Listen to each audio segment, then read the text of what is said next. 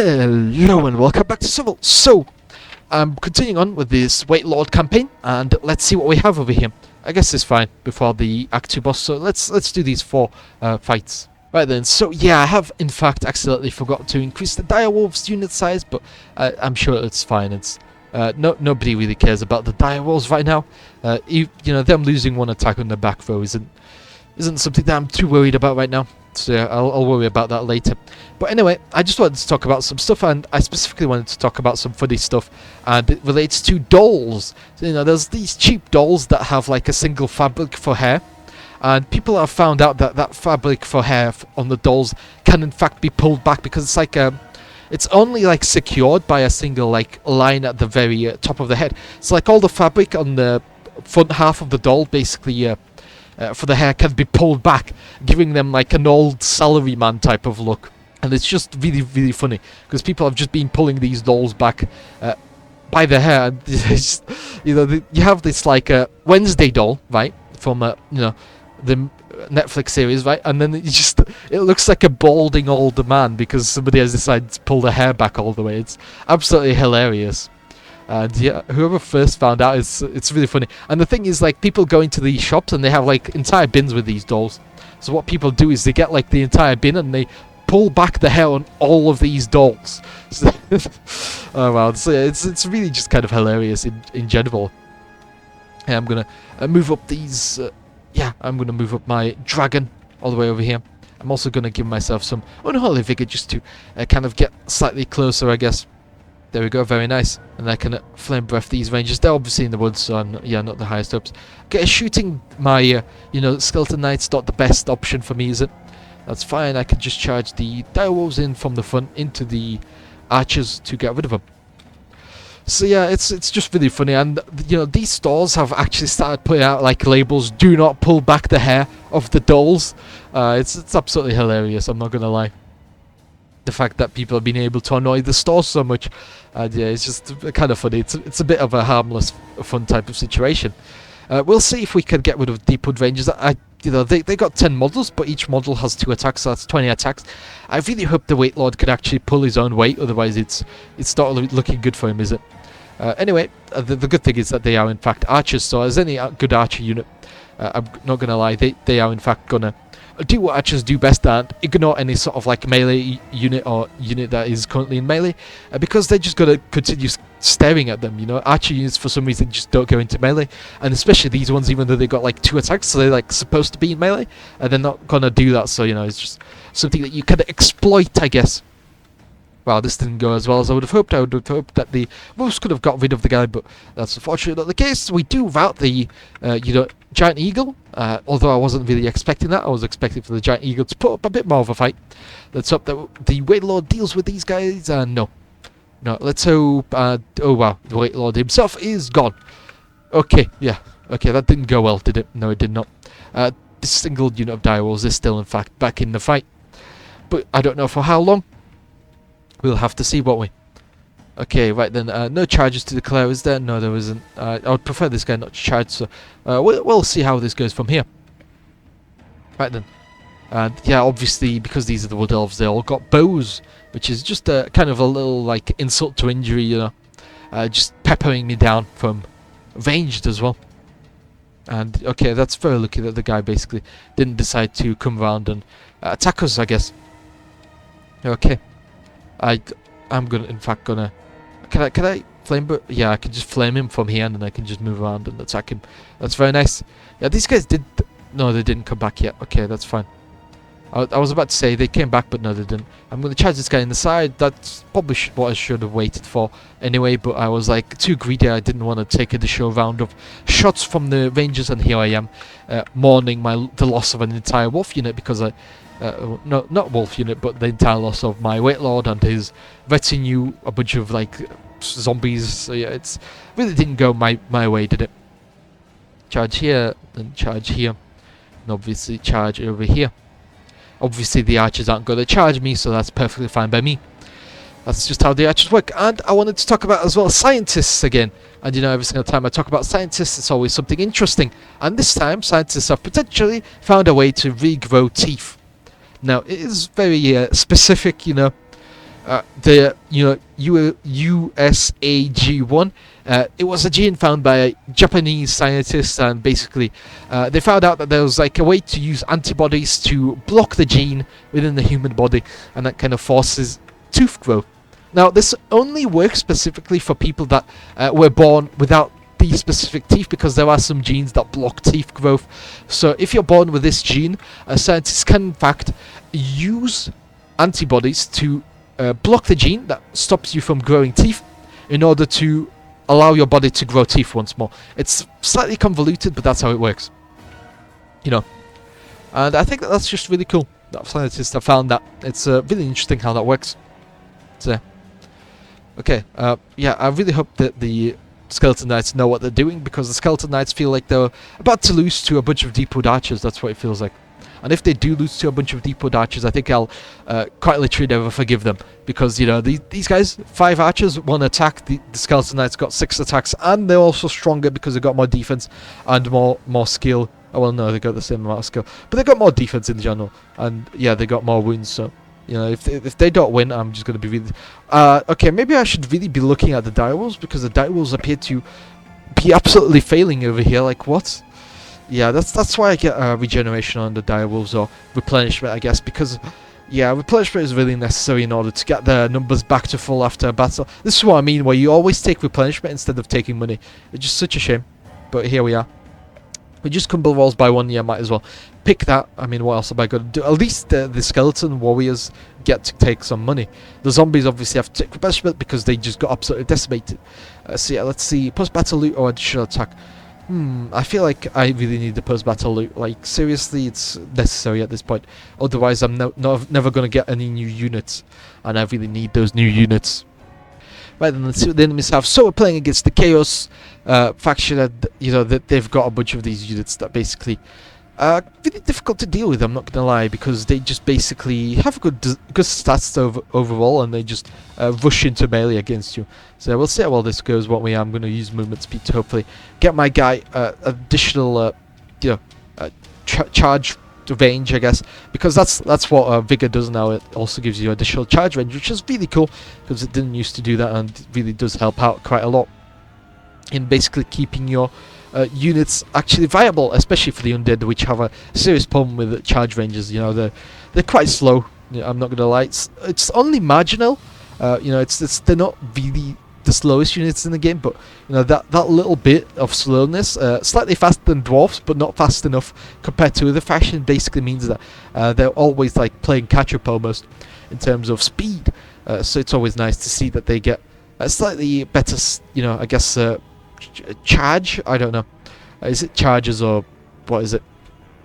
Get slightly better opportunities to charge enemies. Cool. That should be a side charge, I believe. I could be wrong. So it completely blocks those other hounds though, so definitely see how this works. I really hope that the Skeleton Knights can get the Northman horses throughout, but we'll have to see, won't we? You never know. Especially with this game, I guess. Depends on your dice rolls, which is always randomized. So we'll see how this goes. Hopefully the hounds, we'll see who attacks. If they attack these guys, then these guys will attack the Northman horses. If they attack these goat ones, then these guys will attack Northman horses. So everything's planned out quite well. I really don't know what to do with this guy. I'm just waiting for the enemies to move up, I guess, because I really don't want to charge them, but I also want to, I really don't want to do a frontal charge, but I also, don't want to, waste too much time. But I'm having to waste a bunch of time because that's the only way to do this. Okay, right then, I could charge this guy in the side. That's perfectly fine. I could obviously charge him from the front as well. That's very cool. Let's see how well this goes. Maybe I shouldn't have charged in the Wight Lord, because the zombies are going to get decimated by the Northman horses, but I really hope that the direwolves counteract that. Although, who am I kidding? The direwolves are probably going to make this so much worse, aren't they? And now, okay, that's bad. Okay, that's really, really bad.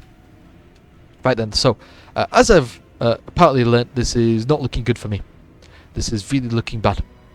Right there. So, I guess the next plan that we're thinking about is who's going to deal with the Northman horses after the Wight Lord dies. Who's going to inherit the problem? So yeah, that's definitely interesting, isn't it? I was slightly hoping for better rolls, I'm not going to lie, but here we are with the rolls that we got. You know, not the rolls that I wanted, but yeah. Okay, Yeah, okay, yeah. Yeah. And I can't even get these guys to move out of the way. Yeah, I mean, I never wanted to deal with these guys anyway, so, you know, I just don't deal with them, don't I? No, I never wanted this responsibility, but here I am, dealing with my responsibilities of dealing with the enemies.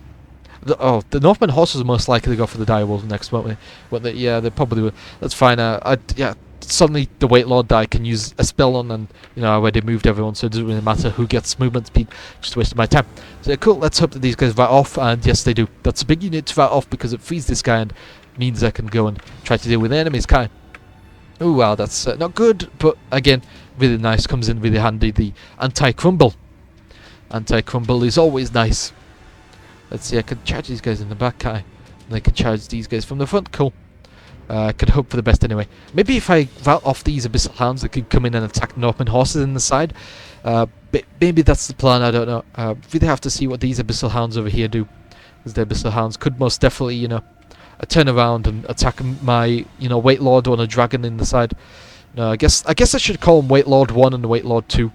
You know, rather than just constantly calling both my Weight Lords just Weight Lord in general, because there's just so many of them, and every single one of them, you know, is very different. You know, this guy is a lot stronger than this guy over here in the unit of zombies, because this guy is actually buffed up with a bunch of magical spells, and the other guy isn't, which really does impact the way that they perform. So yeah, let's see what else have I got to talk about. We're doing quite well in terms of rolls, aren't we? So yeah, that's good.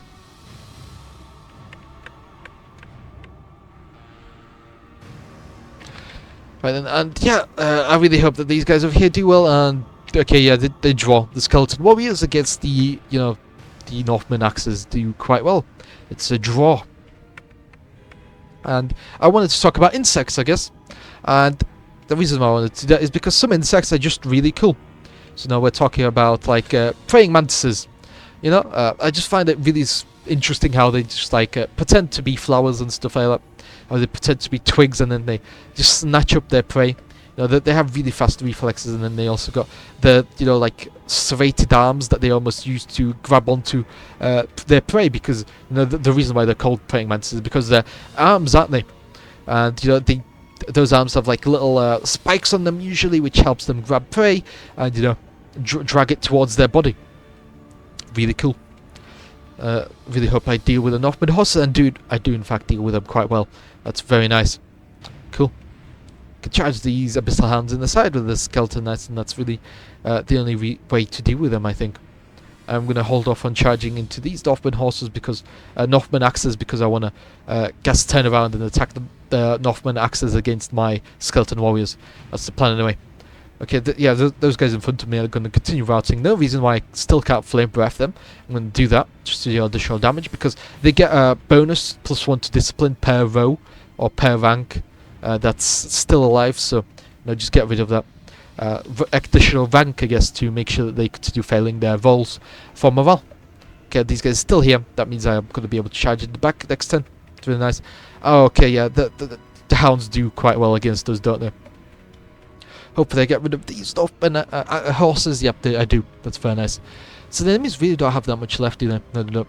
So I'm really doing quite well. I'm just going to charge in anyway with everything that I've got, just to make sure that they rout. But yeah, they should be routing anytime soon anyway. Oh wow, these Abyssal Hounds came back. That's not good. But it is almost the end, so just make sure I have some insurance in case they don't rout for whatever reason. You know, always good to back up your units, I guess, because you never know how the balance bar will go. But yeah, they are routing this turn. It's very nice. And another cool insect I wanted to talk about was the antlion, and it's called the antlion because it's a really voracious like insect hunter, and it's like you know, it digs into the sand, and that's where it like makes like a little upside down cone in the sand.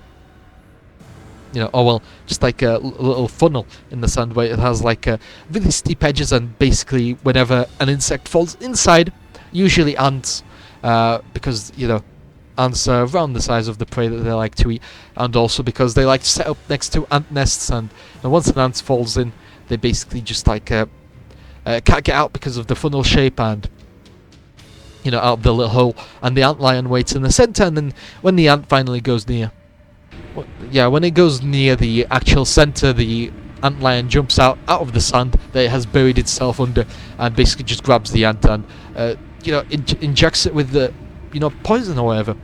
I'm pretty sure it's venomous. So yeah, it's really interesting that the antlion is actually one of the few venomous insects, I guess, because it's also pretty sure it's a beetle, but I could be wrong. So beetles usually aren't venomous. We'll see what the enemies do, and they got a lot of these Elf City Guard, which really do deal quite a lot of damage. Luckily, they've been kind of defended against by me by just getting good rolls, because 3+ rolls, and I saved more than half of that. That's kind of crazy, definitely really good rolls on my part. I'm going to try to deal with the, Giant Eagle, I guess. Maybe not. Maybe the Giant Eagle will just ignore me. Okay, right. Okay, that's not part of my plan, but I'll probably deal with it. So yeah, I will in fact give myself movement speed, because I actually have to make it to the side of the Great Weapon Masters so I can charge them. I don't know. Maybe that's a side charge, maybe that's full charge. I don't really know. Neither do I care, because I really want to make my way all the way down over here, because that's where all these, Elf City Guard are, and I got to really route them off the field, don't I? So cool. I think that's I could charge either one. I could charge this one, or I could charge the other one. We'll see. I don't really even care if I charge them in the front, although they are in the forest, so that gives them a lot of protection, doesn't it? So yeah, that's a bit of a problem for me. Cool. We'll see how this goes. I just have to really silence them, and the enemies should just absolutely vault, because yeah, at the end of the day, they're just elf spears. So now we'll see how this goes, won't we? Hopefully I can route them anyway. Oh wow, that's really lucky. That is a side charge. So that's 2 side charges on the Weapon Masters. That's really nice. It saves me a lot of time, I'm not gonna lie, because that means they basically get fully destroyed once they're out, which is really cool. It saves me, yeah, a bunch, as I've said, a bunch of time. So cool.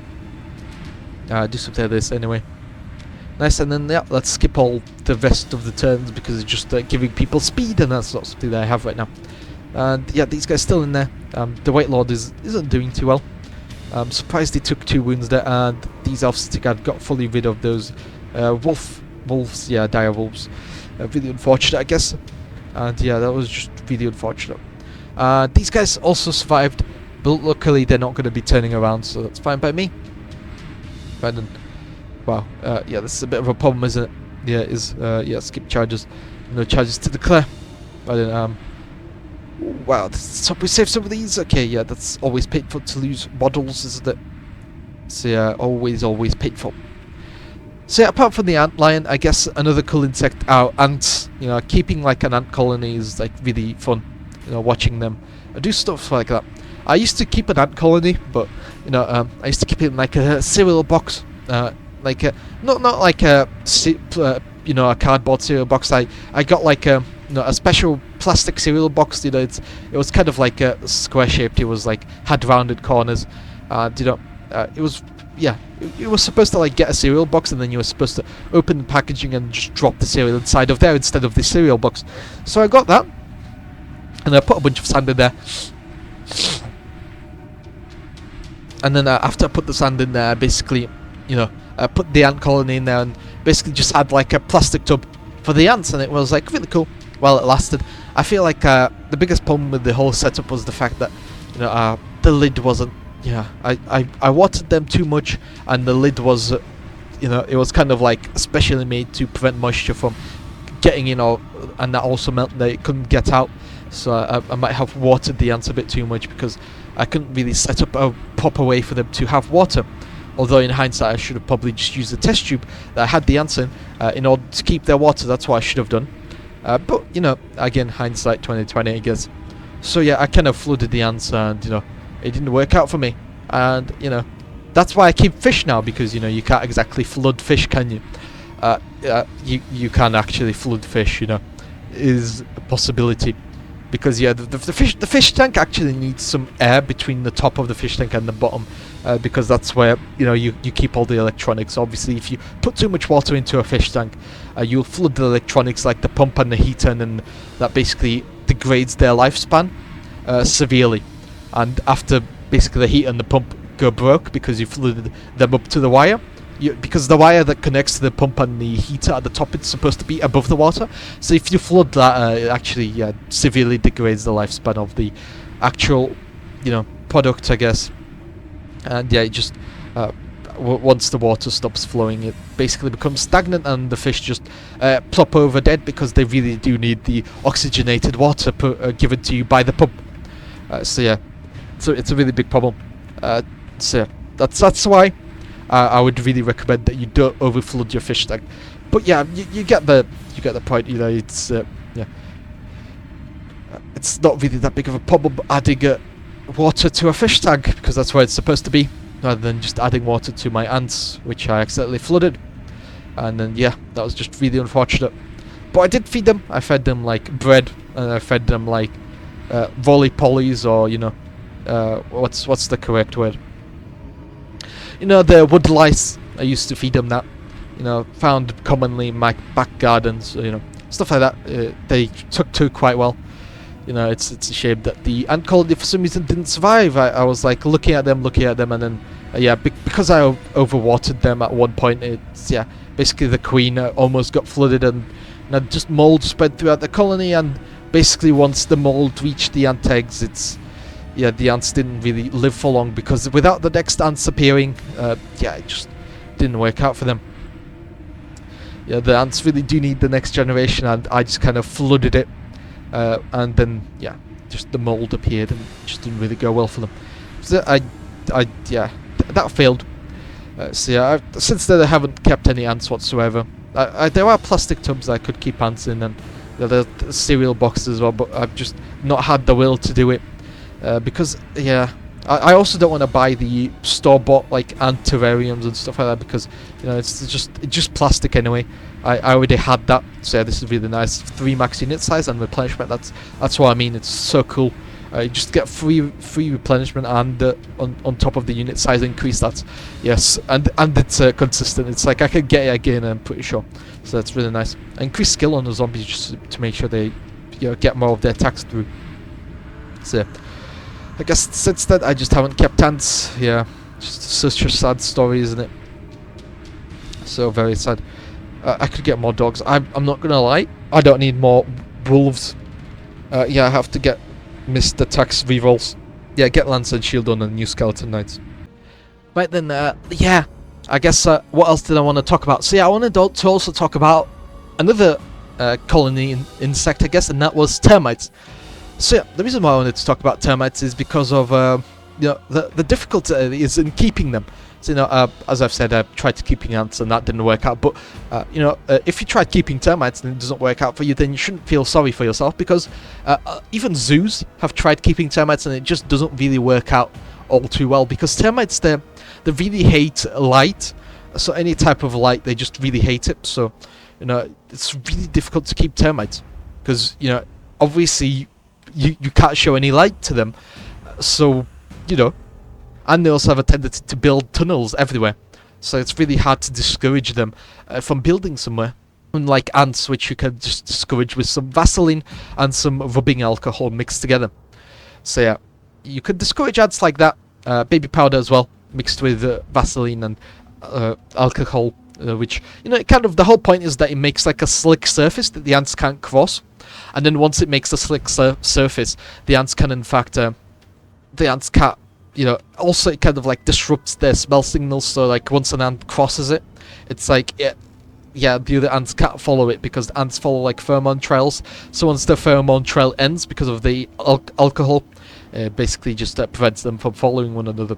That's I guess how that works. It's really easy to discourage ants, but yeah, termites, they build tunnels out of like you know, what's the correct word? They build tunnels out of, you know, dirt and stuff like that, so it's a lot more difficult to discourage them from escaping their enclosure.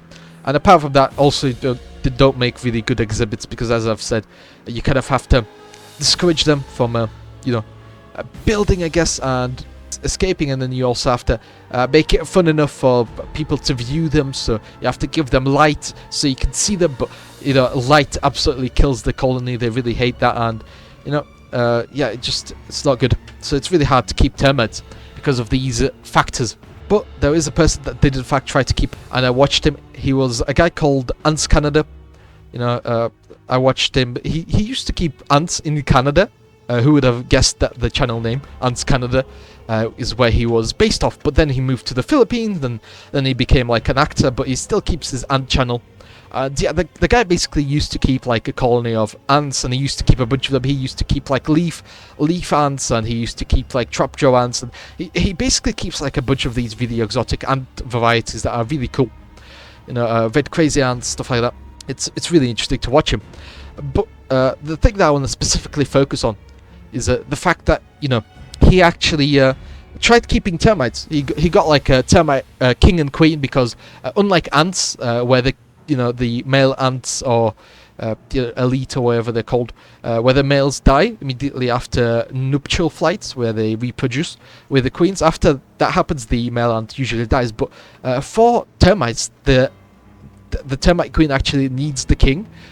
So yeah, he actually got those two, and then he tried making a termite colony, but then the termite colony basically died, which is, as he said, really common within termites, because, you know, you can't exactly have an open view termite colony enclosure. So he tried doing whatever possible. So he basically blocked off all view of light from the termites, even though he had like a little setup where he could like open it up and see the termites. So he blocked all of that, and it was going quite well for a while until it wasn't. And yeah, no, it's just really difficult keeping termites, and it was really interesting to watch his videos, you know, watching the ant colonies grow and stuff like that. It was especially entertaining watching like the red crazy ants, because there used to be like hundreds of thousands of them, and I'm pretty sure he even like what's the correct word? He even like combined the red crazy ant colonies, because red crazy ants are capable of having two colonies join into one. So, you know, they have multiple queen colonies.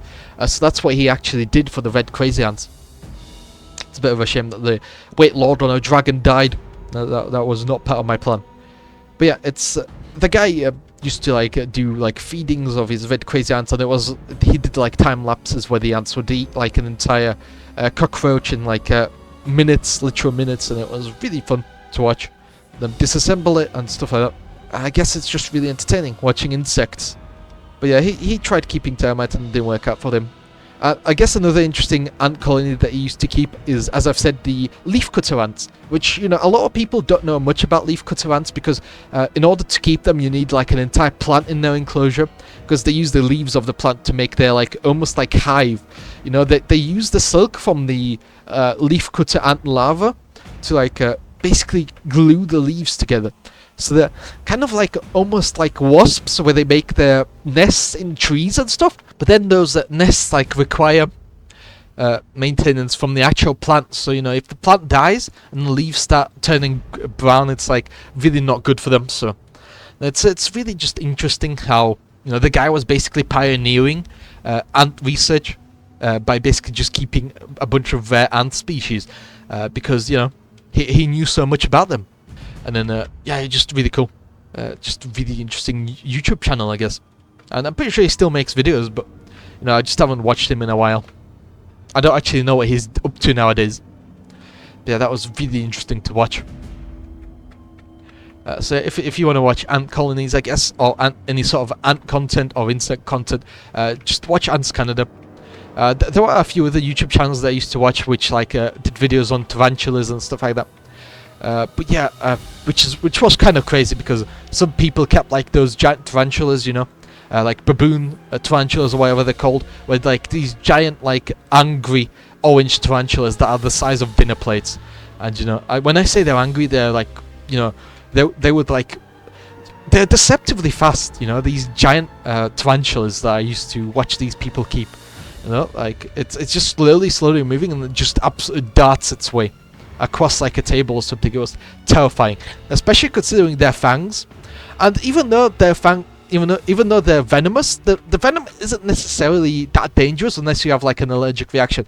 But the fact that, you know, their fangs are like the size of like needles, and, you know, also that venom is, even though it's not, you know, all that venomous, and unless you have an allergic reaction you won't die, even though that fact is considered, those giant spiders still had enough venom to cause like severe burning around the area where they, you know, bit you. So, you know, that, and also a lot of the larger tarantulas have this thing called you know, the like hair particles, where they would like, if they're for whatever reason, if they're angered or if they're scared, they like to brush their legs against their abdomen, which basically flakes off a bunch of their like spider hair follicles on their abdomen, which is like specially made because they're like special sharp needles. So which basically come off and they stick to your skin because of their shape, and then they basically irritate your skin severely. So that's something that a lot of these large tarantulas also used to do. They used to have, apart from their giant, obviously, and not highly, but slightly venomous fangs. I guess fangs. Apart from having that, they also would obviously use their bristles to highly irritate your skin. So don't forget to leave a like and subscribe, and I guess in the next episode I'll be continuing on with this massive topic about insects. Bye bye.